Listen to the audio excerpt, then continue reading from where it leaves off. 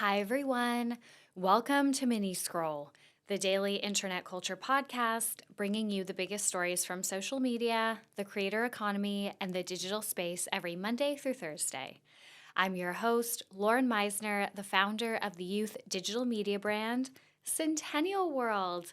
Welcome back to Mini Scroll, everyone. Last night, I went to this dinner with Bumble, this brand dinner, to reveal the 2025 dating trends that they're predicting. And I am so tired. Like, this is what makes me feel in my 30s, is when I go out on a weeknight and I didn't even drink and I come home and I don't go to sleep till like 11:30. I literally feel so dead the next day. I'm so tired. I feel 100 years old. But let's just get into the stories for today. This week, you guys, on the pod in general, including Infinite Scroll, it is like a walk down memory lane for OG beauty YouTube. So I'm really sorry if you guys don't care about that. But it all weirdly like ties together, a lot of the stories from this week, including the deep dive for tomorrow. So the first story that I have for you guys, of course, is that Jeffree Star has finally appeared on the canceled podcast. So after a couple of weeks of us waiting to see Jeffree appear on Tana Mojo and Brooke Schofield's podcast, Canceled, the episode went live this morning. And it was not the bombshell interview that I think a lot of people presumed it would be. He hasn't done anything like this so mainstream. We talked about this when it was announced, but like he hasn't done anything this mainstream in a really long time. So you would think that him returning in this way would be for a reason. Like he'd be ready to spill it all, tell a different side of the story. I don't know. But this did not rehab his image at all, at least for me. And it did not give us any new information. It was basically an hour and a half of them rehashing everything we already know about Bye Sister, about Shane and Jeffree, about the entire situation. And even the title, it had like Diddy in it. It had Making Millions on TikTok. They did talk a bit about how Jeffree makes money on TikTok through TikTok Live and TikTok Shop. He said that his makeup brand is the toggles between the number one and number two makeup brand on TikTok Shop, usually in the US. It was just so clickbaity. They talked about Dramageddon and they talked about Bye Sister, but again, it was not like new stuff. It was not anything that we hadn't heard before. I think it's very clear from that interview that moving to Wyoming, leaving LA, putting distance between himself and the beauty community, like that didn't change him at all. He still came across so egotistical, entitled, like can't take a single ounce of accountability for anything. He seems so bitter and angry still. I don't know. It just seemed like we were watching an interview with Jeffree Star from like 2018. The most interesting parts were, in my opinion, were Jeffree claiming that James Charles manipulated Tati into making her second video. So she did Bye Sister, right? Her next video is when she came back and accused Shane and Jeffree of manipulating her to make Bye Sister. And, Jeffree's like, Shane and I were at the height of our career. Like, we obviously didn't give a shit about what they were doing. Like, Tati and James just wanted to take us down because we were like the underdogs that were making it. I don't believe that, but whatever. So he claims that James got in Tati's ear and convinced her to make that video to like get back at Shane and Jeffree. He talked about the infamous birthday dinner. That was kind of I would say the biggest like bulk of the episode when it came to him addressing the drama. Tana. Ooh. She was like, what happened at the birthday dinner? Like, tell us the real tea. And it was exactly what we already knew. Like, Tati had this birthday dinner. James was there. A lot of her friends and family were there. And it was at the height of, this is what Jeffree said, it was at the height of when James was like, newly really wealthy and famous, and he had a bit of an ego problem. He felt very entitled. He just expected that because of this fame and fortune he had, that everybody wanted to sleep with him. That's what he said. So he got really into this waiter who was 19 that was serving them at the dinner, and he brought him back to his hotel room. And then the waiter decided he didn't want to do anything, and James was like, oh, this is alleged. This is all what Jeffree said. James was like, well, I paid for this hotel room, basically insinuating that James was saying like, you owe me. And then Jeffree's like, we all left that.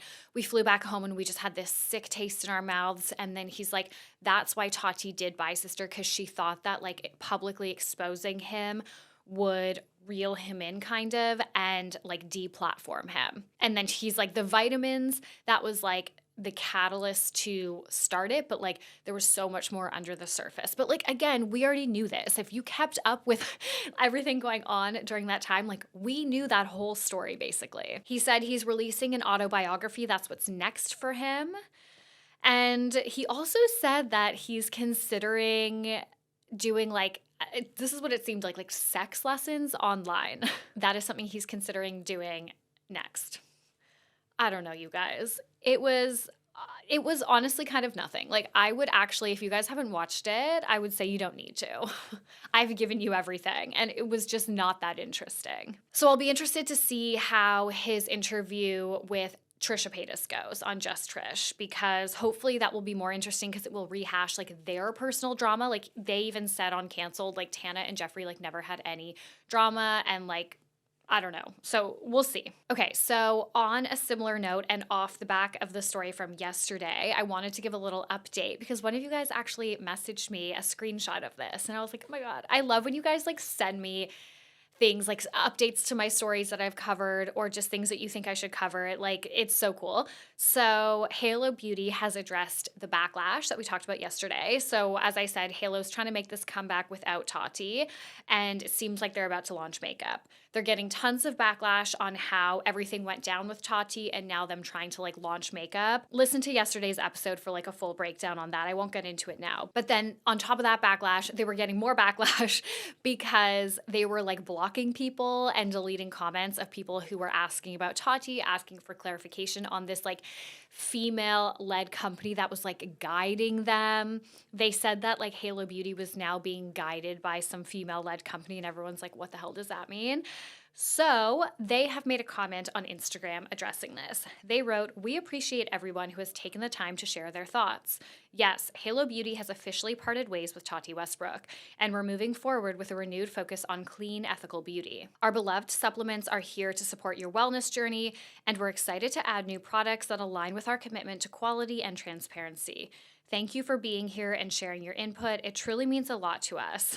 More details about our new direction are coming soon, so stay tuned." Okay, well, I think it's interesting that they said that they are continuing with the supplements because, again, like that was just like Tati's baby. And it just makes me sad for her. I don't think Halo Beauty is going to succeed at all without Tati, but it just makes me sad that this has been like ripped away from her, it feels, amid all the litigation. All right, and the last story that I have for you guys is the Crumbl Cookies subreddit is going viral because it's so unhinged. So over the last few days, Twitter and TikTok have been blowing up with people discovering the subreddit for Crumbl Cookie. Now, this is like the low stakes, insane internet petty drama that like we live for. Like, this is why we have the internet. I love this shit. So there are 77,000 members in this subreddit, and every single day people are posting in there just ripping Crumbl to shreds while also consistently buying and eating Crumbl. Like, these people despise Crumbl with every ounce of their being, but they still have it like every single week. It's so funny, and they take it so seriously. Like, they're so passionate about these cookies. They take their commitment to like being Crumbl Cookies' #1 hater like so seriously. So, okay, the example that started to go viral, that like kicked off this discussion, it's actually from a month ago. Somebody posted in capital letters, "Are you fucking kidding me?" And then it goes, "Has Crumbl lost their fucking minds? An entire week of only pies? This is fucking stupid. Oh my fucking days." And it's a screenshot from like basically, I guess, actually it's going to be like next week, Thanksgiving week. It's going to be, instead of like new cookies, you know, the cookies of the week, it's going to be pies of the week because it's like Thanksgiving. I should also note that this post is tagged as a spoiler. So on Reddit, if you're posting, I don't know, about like a TV show or something, you can tag something as a spoiler so that people won't read it. It's tagged as a spoiler, I guess, because it's spoiling the fact that like the reveal for Thanksgiving week is pies. It's so funny. It's so serious. So the tweet that accompanied this screenshot that started to go viral, and then like I said, it's been brought to TikTok and it's like become this whole like cultural thing online. Latest obsession is the Crumbl Cookies subreddit. Everyone on there hates the cookies, but they still try them all every week. They're the most pissed off people on the planet. And then one of the top replies, someone wrote, I worked for Crumbl's corporate team, and I am not joking when I tell you they had to basically take away the CEO's phone because he was addicted to doom scrolling this subreddit. He almost fired an entire department because someone leaked a cookie lineup. I actually believe this to an extent. I think it happens with influencers, with podcasters, when they get like a dedicated subreddit. I know it is common that you just get like obsessed. Actually, oh my God, who talked about this? There was a podcaster fairly recently who talked about being addicted to reading their Reddit. I forget who. Anyways, but yeah, like I think it's common that you get kind of like addicted to reading. I mean, I'm like addicted to reading our YouTube comments. Like I open the YouTube comments like 100 times a day, and that is not anywhere close to having like a dedicated subreddit. So like I can't even imagine what that would feel like. And it's not like you're addicted to the validation. You're just like it's like you, for me at least, like I feel an extreme sense of anxiety if I don't like understand how people are perceiving the content that I'm putting out at any given time. So it like feeds that addiction. It like calms me down. It's like I feel like a spike of anxiety when I remember the YouTube comments multiple times a day. I'm like, oh, I haven't checked it in like an hour. And then I'll open it and it's like, okay, even if it's a bad comment, even if I've received like backlash, at least I know, you know? I can imagine that if you have a dedicated subreddit with that many people constantly posting about like your company, your content, whatever, like it would become an addiction. Okay, so this feedback has obviously made it back to the subreddit and they've been talking about it. And what I think is really interesting about this is like hundreds of people in the subreddit are now talking about why they participate in the subreddit.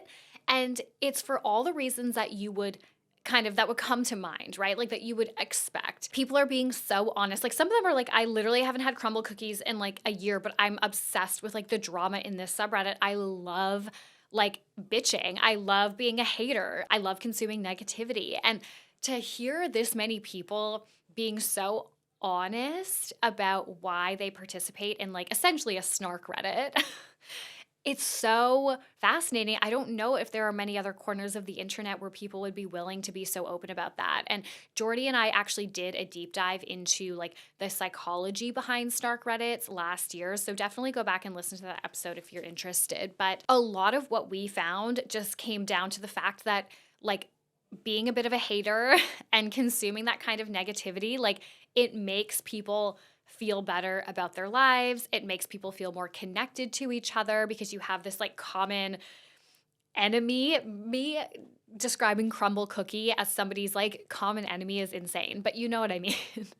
It fosters a sense of connection, and it kind of it's like why we love watching like Housewives or reality TV, right? It's like you love the drama, you love the fighting, like you love there's just something kind of like exhilarating about that. Like humans have a negativity bias, most of us. And so it kind of confirms that for us, like being involved in like a hater-esque community.